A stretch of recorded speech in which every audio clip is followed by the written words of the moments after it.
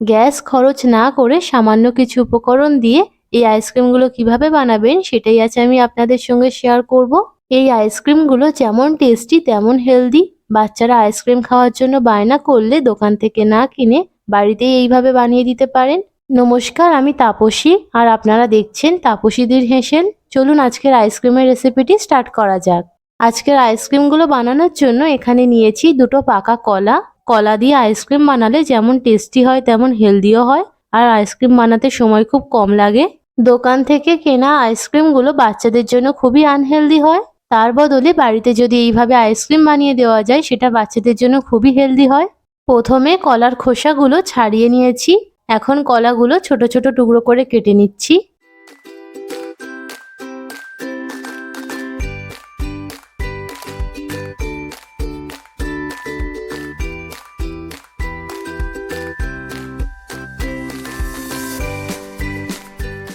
কলাগুলো কাটা হয়ে গেলে একটা প্লেটের মধ্যে নিয়ে নিচ্ছি।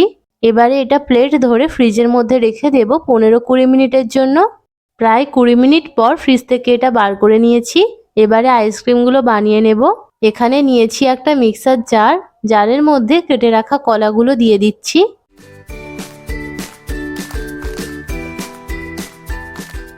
এবারে এতে দিয়ে দিচ্ছি 3 টেবিল চামচ চিনি। চিনিটা আপনারা আপনাদের পছন্দ মতো কম বেশি করে দিতে পারেন। দিয়ে দিচ্ছি হাফ কাপ তরল দুধ বা লিকুইড মিল্ক।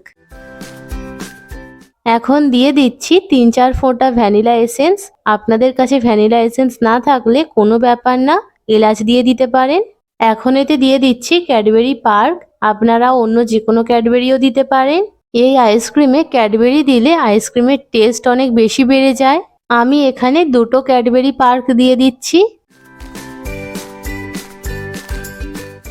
আইসক্রিম বানানোর জন্য যা যা লাগবে সবই দেওয়া হয়ে গেছে।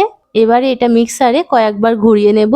আইসক্রিমের জন্য ব্যাটার পুরো তৈরি।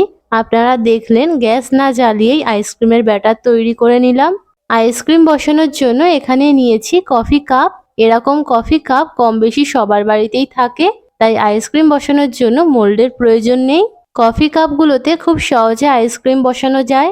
এখন কাপগুলোর মধ্যে ব্যাটার ঢেলে দিচ্ছি।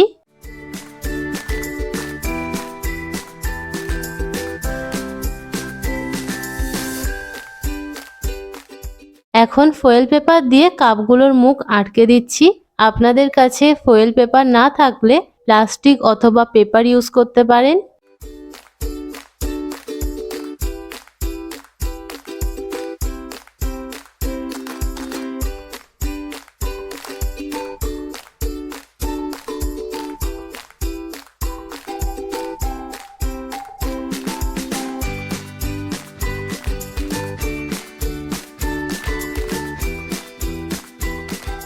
সবকটা কাপে ফয়েল পেপার লাগানো হয়ে গেলে একটা ছুরি দিয়ে ফয়েল পেপারের ওপর থেকে একটু ছিদ্র করে দিলাম।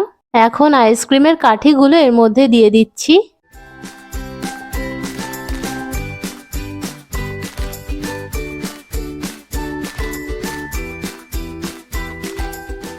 এগুলো পুরো রেডি।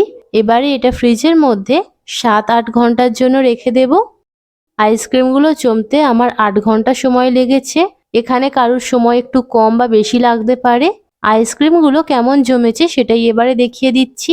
কাপের ওপর থেকে দেখেই বুঝতে পারছেন আইসক্রিমটা কত ভালোভাবে জমেছে। এখানে কাপটা উল্টে দিলেও আইসক্রিম পড়ে যাচ্ছে না। আইসক্রিম খুব সুন্দরভাবে জমেছে। এবারে কাপ থেকে আইসক্রিম বার করে নেব। দুহাত দিয়ে এইভাবে কাপ একটু ঘুরিয়ে নিলে আইসক্রিম খুব সহজে বেরিয়ে আসবে। দেখুন কত সহজে কাপ থেকে আইসক্রিম বেরিয়ে এলো, আর এটা দেখতে কত সুন্দর হয়েছে। এইভাবে আমি সবকটা আইসক্রিম বার করে নেব।